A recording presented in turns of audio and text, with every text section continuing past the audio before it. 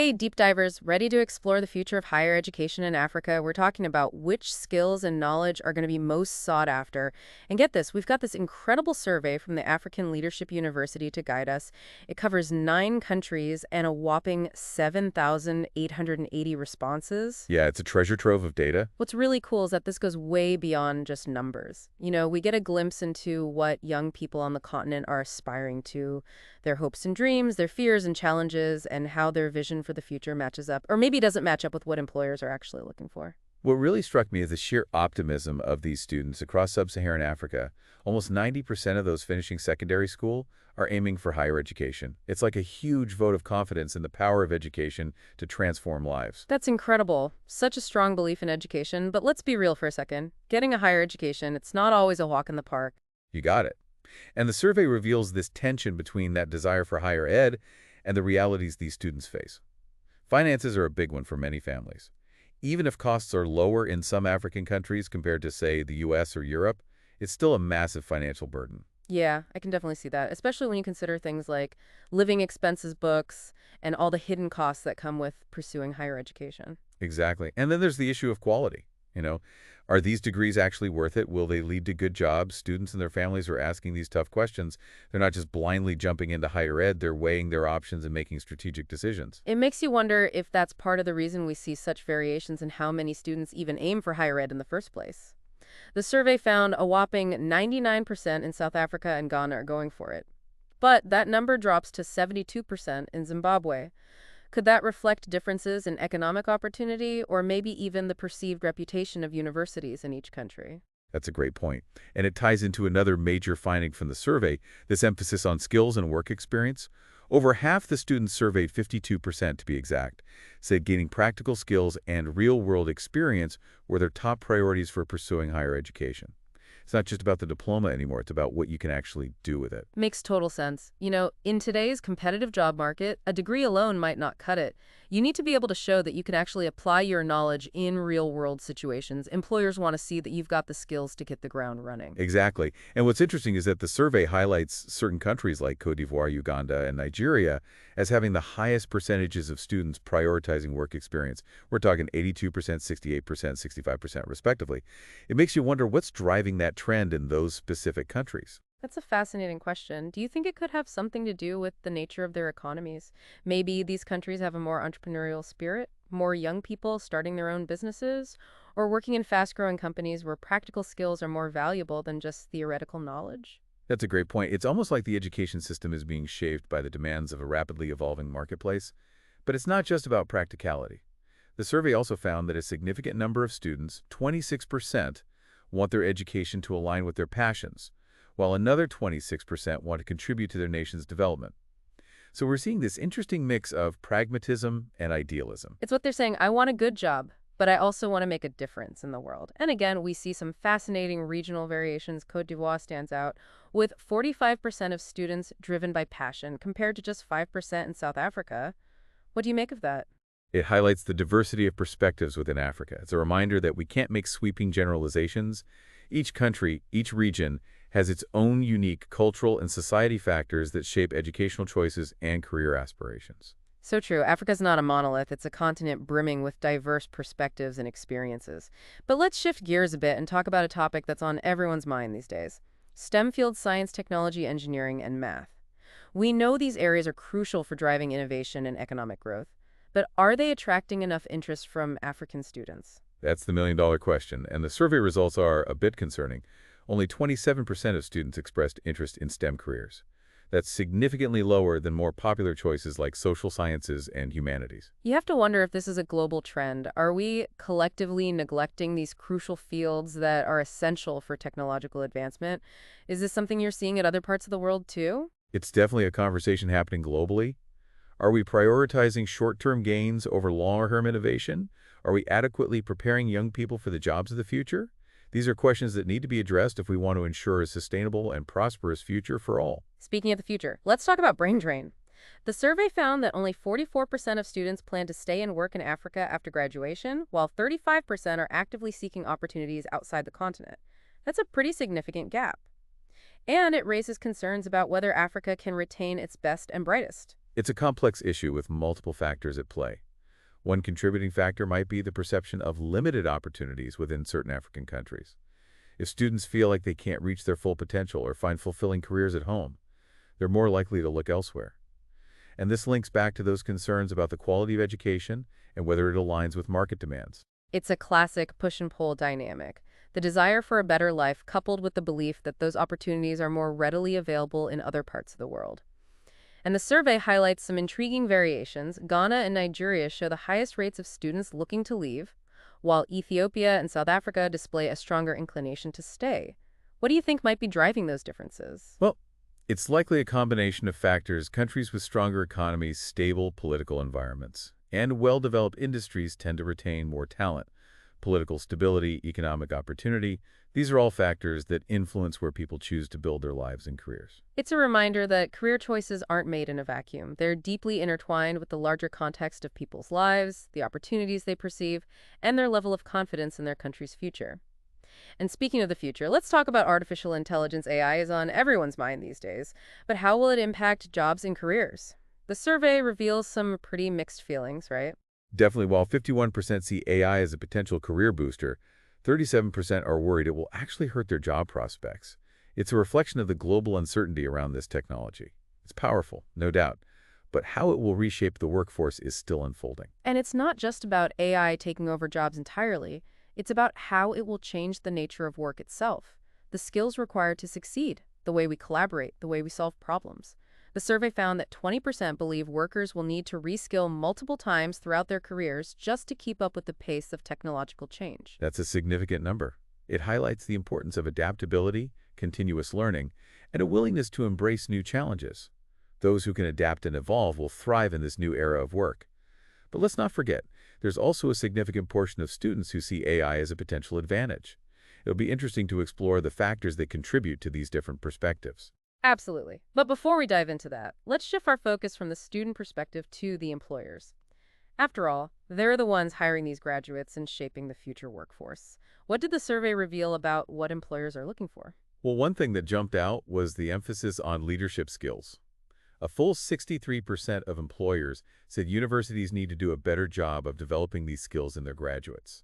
It's clear they're not seeing enough of it, and they're sounding the alarm. It's a reminder that technical skills, while important, are only part of the equation.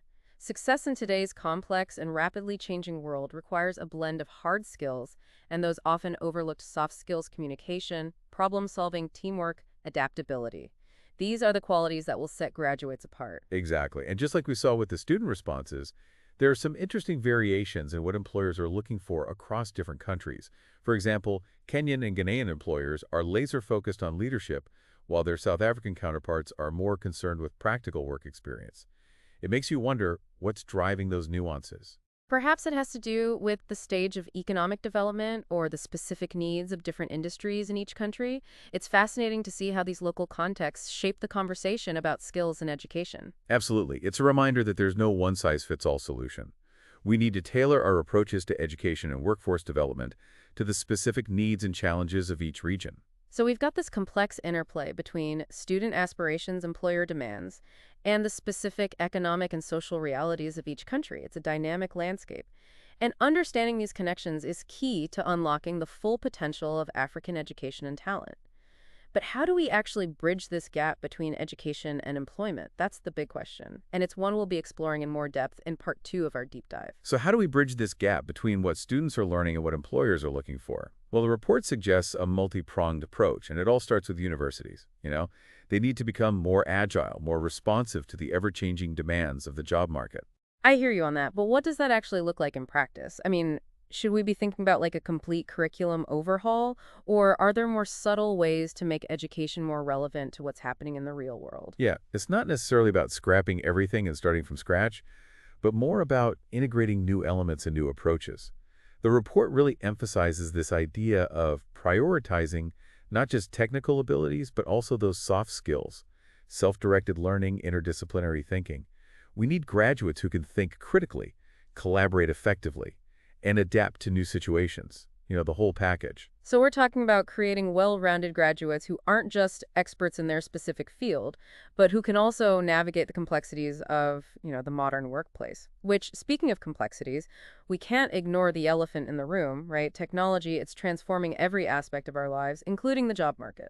Oh, absolutely. And the report is very clear about this digital competencies like coding and artificial intelligence. They need to be woven into all curriculums, not just those focused on tech. It's about future-proofing graduates for a world where digital literacy is no longer optional, but essential. This is something I think a lot of our listeners can relate to. Regardless of their field or where they are in the world, digital skills are becoming the universal language of the 21st century. It's like, are you keeping your digital skill set sharp? The future belongs to those who can code, analyze data, and navigate the digital landscape with confidence. Couldn't agree more. And this brings us to another crucial piece of the puzzle, partnerships between universities and employers. The report really advocates for closer collaboration. And I'm not just talking about networking events. I'm talking about creating tangible opportunities for students to gain real-world experience, internships, collaborative research projects, the whole 9 yards. Yeah, it's about bridging that gap between theory and practice, getting students out of the lecture halls and into real work environments where they can apply what they've learned and develop those all-important soft skills we were talking about. Exactly. And it's a win-win situation. Students gain valuable experience, make those industry connections, while employers get access to a pipeline of fresh talent with relevant skills. Plus, these partnerships can help address the financial barriers that prevent many students from accessing higher education in the first place. It's like creating this more dynamic and interconnected ecosystem of education and employment, one that's responsive to the needs of both students and employers, and ultimately helps to drive progress and innovation across the continent. That's a great way to put it. And it brings us back to the theme of leadership. It's not enough to just teach leadership in a classroom setting.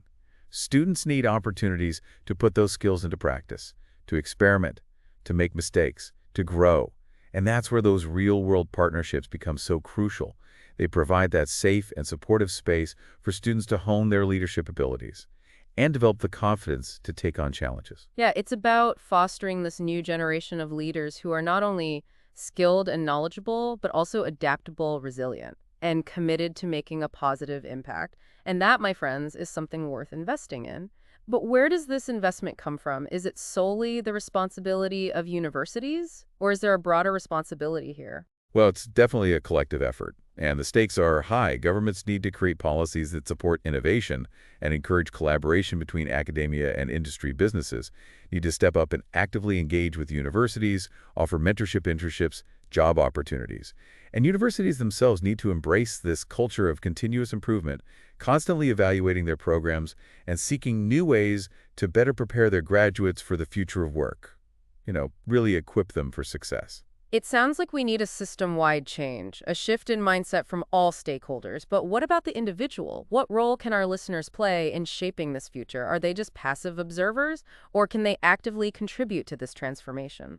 That's a crucial question, and one I hope our listeners will really reflect on. No matter your background, student, educator, employer, or just a concerned citizen, your voice matters. Engage in conversations about education. Advocate for policies that support innovation. Seek opportunities to mentor and support young people in their journey. We're all part of this interconnected world, and the choices we make today will have ripple effects far into the future. So let's choose wisely. Powerful words. And you know what I think is really important here is this idea of empowerment. We've talked about how students are looking for practical skills and real-world experience. But it's more than that. They want agency. They want to feel in control of their future. And that's something that education can and should provide. Absolutely. It's about equipping individuals with the knowledge, the skills, and the mindset they need to not just find a job, but to create their own opportunities, to become entrepreneurs, to solve problems, to make a real difference in their communities and in the world. And this brings us to a really interesting concept that I think challenges the traditional view of brain drain. We talked about how many students are considering leaving Africa after graduation. But what if we could reframe this as an opportunity for brain circulation? Instead of viewing the departure of skilled individuals as a pure loss, what if we could leverage their international experiences to benefit the continent? That's a really fascinating idea, and it's one that's gaining traction. The idea is that instead of just lamenting the loss of talent, we need to create mechanisms to foster connections and collaboration between those who have left and those who have stayed. I see what you mean. So it's not just about trying to lure people back. It's about building bridges and creating a system where knowledge and expertise can flow freely, even if individuals don't physically relocate. Exactly. Think about things like knowledge-sharing platforms, mentorship programs, joint research projects, encouraging diaspora investment in African businesses. It's about tapping into the global network of African talent and expertise and using it to drive progress and innovation on the continent. So it's about turning brain drain into brain gain. Those who have left can contribute their expertise and global perspectives, while those in Africa benefit from exposure to new ideas and approaches. It's a win-win. But even with all of these efforts, with this increased focus on digital skills and brain circulation, there's still this underlying need for a more fundamental shift in the way we think about education. You're right. We need to move away from this traditional one-and-done approach to education. You go to school, you get a degree, and then you're done. That model is simply not sustainable in a world that's changing so rapidly. I completely agree. We need to embrace the idea of lifelong learning, this understanding that education is not a destination, but a continuous journey of growth and discovery. And this is where universities and other educational institutions have a crucial role to play. They need to become hubs of lifelong learning, offering not just traditional degree programs, but also short courses, workshops, online learning opportunities, and even personalized learning pathways tailored to the needs of individual learners. It's about recognizing that people learn in different ways at different paces and for different purposes. We need to create educational experiences that are flexible, accessible, and engaging experiences that meet people where they are and help them develop the skills and knowledge they need to thrive throughout their lives. Exactly. The future of education is about creating a system that is adaptable, personalized, and responsive to the needs of a rapidly changing world. And it's about empowering individuals to take ownership of their learning, to become lifelong learners who are constantly seeking new knowledge, exploring new ideas, and pushing themselves outside their comfort zones. So to our listeners out there, whether you're a student, a teacher, an employer, or simply someone who's passionate about the future of education, I urge you to embrace this mindset of lifelong learning. Don't be afraid to challenge the status quo, to experiment, to make mistakes, and to constantly seek new ways to grow and evolve. The world is changing faster than ever before, and the only way to stay ahead of the curve is to become a lifelong learner. So we've uncovered some pretty amazing insights about education and work in Africa, but let's zoom out for a minute. Think bigger picture. We've talked about lifelong learning, but that's not just some theory, right? Employers are really starting to demand it. Oh, absolutely. Employers are seeing how fast tech is changing things. The skills you need, they're always evolving. That old get a degree and you're set idea, it's gone. It's like now it's learn while you earn. And to keep earning, you got to keep learning. That's huge, not just for people, but for schools too. Universities can't just pump out grads with the same old skills and say, good luck out there. Nope. They've got to be more nimble, responsive to the market, got to build that lifelong learning culture into everything they do. It's a journey, not a destination. I'm already seeing this shift. Lots of universities are doing more than just those four-year degrees. They've got shorter courses, boot camps, online stuff, even micro-credentials, so you can get specific skills fast. It's like unbundling education, right? Instead of that big commitment to a degree, you pick and choose what you need when you need it, and in a way that fits your life. And that's got to be helpful for people who are already working, right? They can upskill or reskill without quitting their jobs. Exactly. Stay competitive. Keep up with the changes instead of getting left behind. And we can't forget about tech and all this online learning, apps via AI. So many possibilities for personalized learning. It's kind of mind-blowing when you think about it. Imagine VR that puts you right inside a historical event, or an AI tutor that knows exactly how you learn best. We're just getting started with what's possible. Tech can make education accessible to so many more people, give them control over their learning. It's moving past just sitting in a lecture. It's active, immersive, even fun. It taps into our natural curiosity. But with all this tech talk, we got to remember the digital divide, right? Not everyone's got the same access. So true. Can't assume everyone's got high-speed internet and a laptop. Bridging that digital divide is key if we want everyone to be part of this new world of learning. And it's not just about the gadgets, it's knowing how to use them. Right. Being digitally literate, understanding how to use these tools well, ethically thinking critically. It's about being creators, not just consumers. Absolutely. And that brings us back to that bigger picture. The future isn't just about learning certain skills. It's a mindset. It's lifelong learning, adaptability, resilience. It's that growth mindset, believing that you can always learn and grow, that your abilities aren't fixed. So to all our listeners, no matter where you are, what stage of life you're in, embrace lifelong learning, explore new ideas, challenge what you think you know, never stop growing. That's the spirit. The future is shaped by your imagination, your passion, your commitment to making the world better. And that's a wrap on our deep dive into the future of education and work in Africa. We've covered a lot of ground, from the aspirations of students to the demands of employers to the transformative power of technology and lifelong learning. And what's really exciting is that these insights aren't limited to Africa. The trends we've discussed, the rise of automation, the need for digital skills, the importance of lifelong learning, they're global. They're shaping the future of work everywhere. So whether you're listening from Africa, Asia, Europe, the Americas, the lessons we've learned today have relevance for all of us. It's a call to action, a reminder that we all have a role to play in shaping the future by embracing lifelong learning, by fostering innovation, by working together to create a world where everyone has the opportunity to thrive. Couldn't have said it better myself. Thank you for joining us on this journey. We hope you found it insightful, inspiring, and maybe even a little bit challenging. We encourage you to continue the conversation. Share your thoughts with us on social media using the hashtag #TheDeepDive. And until next time, keep learning, keep growing, and keep diving deep.